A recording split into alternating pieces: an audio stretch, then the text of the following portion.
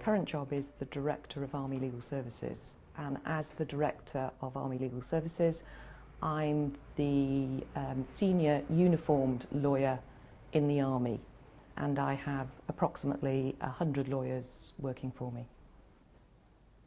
I went to a state secondary school, and that predated the comprehensive system. So at that point you either went to a state secondary or you went to a grammar school. And I did do the 11 plus, and it wasn't a glorious success, I don't think. And so I went to a state secondary school. And no, certainly not that many people had gone on to university at that point.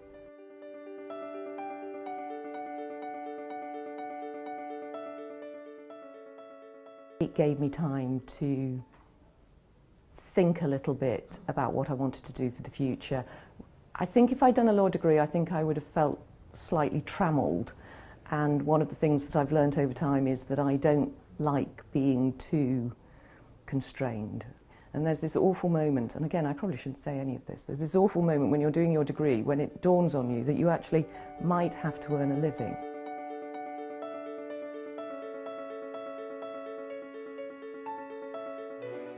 I went to work in a town called Denbigh in North Wales for a very old established small firm of solicitors whose practice was general.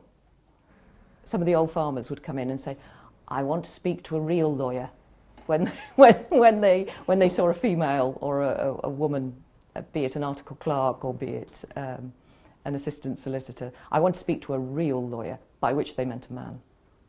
It had suddenly come home to me that I could spend the next 40 years of my life in this lovely but small North Wales town doing general practice, or I would have to move, and that nothing else was going to come along and save me. So it was really for me to do that, and to do it before I became a partner. I answered an advert that was in the Law Society Gazette or the Times, which was advertising for lawyers to join the Army and to join Army Legal Services.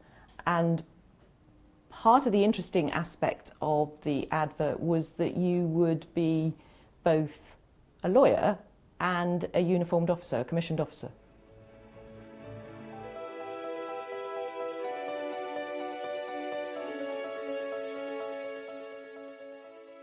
You arrived, and I think we did about 5 days, and I can remember that although they'd warned us that you did need to do some running, I hadn't quite appreciated how much running they expected you to do.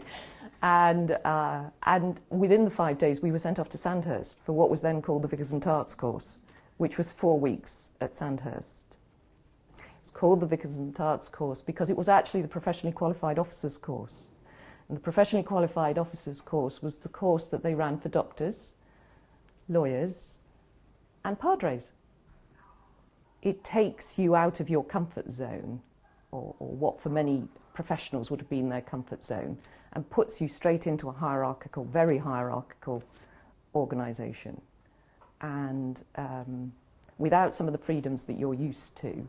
Because what it's trying to do is it's trying to get you to understand that firstly you're a commissioned officer in the Army, and secondly what the Army's about, at least a taste of what the rest of the Army has to go through and what its ethos is.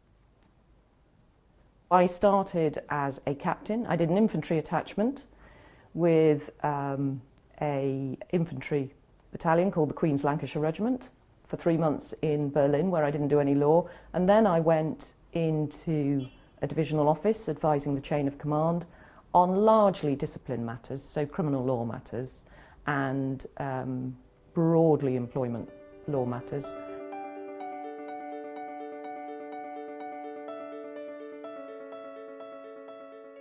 You'd be deployed and you would go round various locations where the soldiers were based in Bosnia, and you would give legal advice. And we've done the same in Afghanistan and in Iraq. They're typically the sort of problems that people get into. So they've entered into a contract to buy a car and something's gone wrong with either the car or the contract, or failure in finance to pay things, even something as simple as failing to pay their mortgage payments, or divorce, of course, because if you're away, those are times where it's pressure for your marriage or your relationship.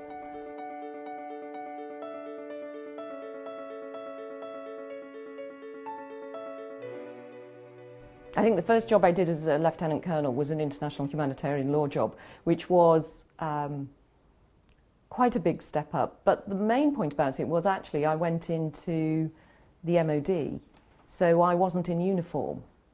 And that's quite strange because you get used to working almost with a civilian mindset. But then I went from there into prosecution, so back into uniform, and that was prosecuting at court-martial. It is applying the law of England and Wales, and it is and it was then a very formal process. It is still a very formal process with quite extensive powers of punishment sentence. It all flows into this issue of operational effectiveness, that members of the armed forces sometimes are asked to do things that they don't want to do, and you have to be in a situation when you can require them to do that. And to do that, on occasions, you will need to order them, and that will need to be reinforced by discipline. So ultimately, a soldier can be ordered, in effect, to lay down his life, or to get into, if you don't want to put it as dramatically as that, to get into very dangerous situations. And that sometimes requires reinforcing by the law. I had my child when I was 40, and I was already by then a Lieutenant Colonel. So some of the difficulties that everybody day to day might have, I think had probably reduced for me because I'd already broken through probably one of those first important levels, which was Lieutenant Colonel. And but what it did mean was I had left having children too late. It was never an intention to only have one child. Okay. But then we all think we're immortal. I think it's helped that I am married to another serving officer. So he understands some of the demands, at least I think he understands some of the demands. There are occasions when you just go out the door going, well, I'm very sorry, you'll have to sort that, I'm going now. And he's usually put up with it. It has worked because he has been so supportive. And to an extent, he's put his career slightly behind my career. I'm sure I've had what everybody else has had, which is you're just about to drop your child off at school and he says he's feeling a little sick. And there's that moment when you go, no, I'm sorry, you just can't be sick now. And I have had the occasion, which I'm sure others have had, which is he's thrown up in the school car park and he said to me, I'm fine really. And I've said, good, right, go into school. And even as I'm leaving the school car park, the phone call's coming in saying, you've left your son and he's been very ill. You know that, don't you? Because of course, like all children, he has to go and tell someone that he's projectile vomited in the school car park because he thinks it's excellent.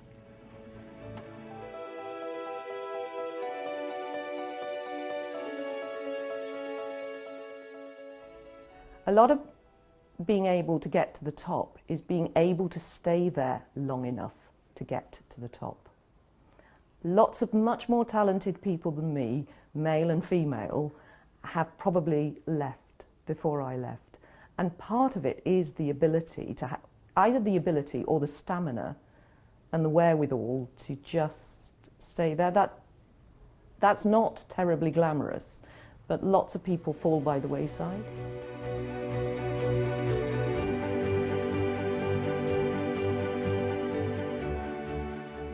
there probably hadn't been a great deal of thought given to uniform. And as you know, uniform is very important to the army.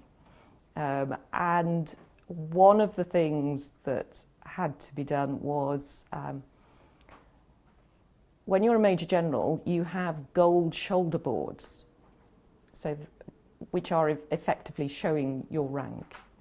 And so I went to Wellington Barracks, one of the Guards barracks, to collect my sort of ceremonial type uniform. And these gold boards come with the uniform. You put them on separately, but they come with the uniform. And the uniform's tailored, and I suddenly realised that, and the tailor realised, that the gold boards were probably 2 centimetres too long either side for my shoulders. So there was an element of looking like Kenny Everett or General Galtieri, depending which version you like. So those had to be specially tailored and bought in. But yeah, I think in the army, rank does change things whether you're male or female, because it changes how you're perceived. And what you always have to be conscious of, you always have to be able to differentiate whether you're being treated in a certain way because of your rank, or whether because you are genuinely liked or genuinely respected, or your advice is seen as good and useful. You know, there's always this thing, isn't it, that my jokes were never funny until I became a Major General. I certainly thought that it was very daunting being promoted. I was surprised at how many women, female soldiers and officers, not ALS, were kind enough to say it was a good thing and were very supportive. And that was a nice surprise, because I've never thought of myself as being particularly representative. So that has been very, well, humbling, I suppose.